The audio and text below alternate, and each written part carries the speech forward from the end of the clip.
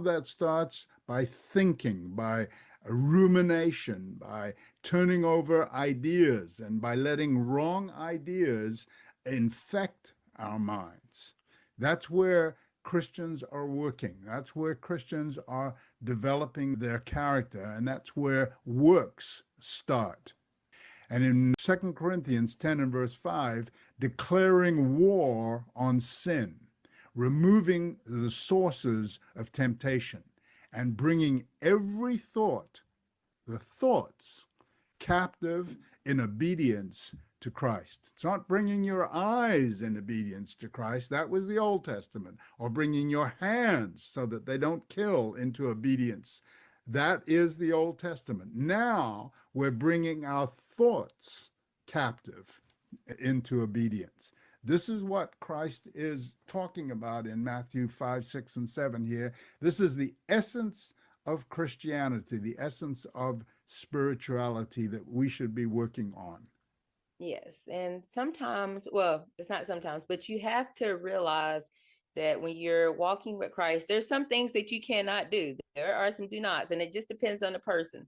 So if you're having issues with thoughts of lust and adultery and looking at things, you might not need to get on the internet and stroll and look at certain things. You might have to block some things. You might have to, sometimes I hear people taking a fast from Instagram because Instagram got a lot of pictures on there.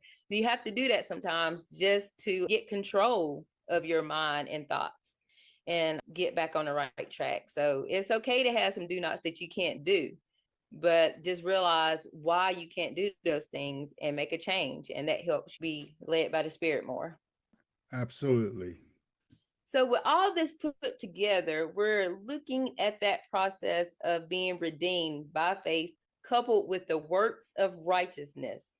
Jesus' death and the resurrection provided the basis for humanity's justification and redemption, allowing people to be reconciled. That means be clean, pure, and holy with God through faith. That's what we're talking about, going from that good moral human to righteousness, being righteous.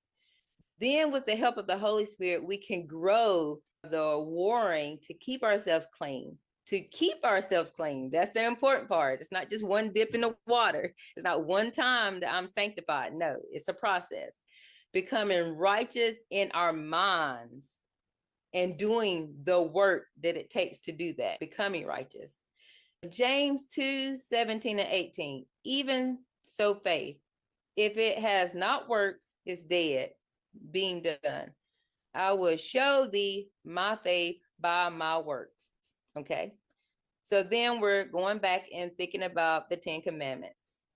A person can live a moral good life by following the law without the Holy Spirit. That's doing the physical things that it says.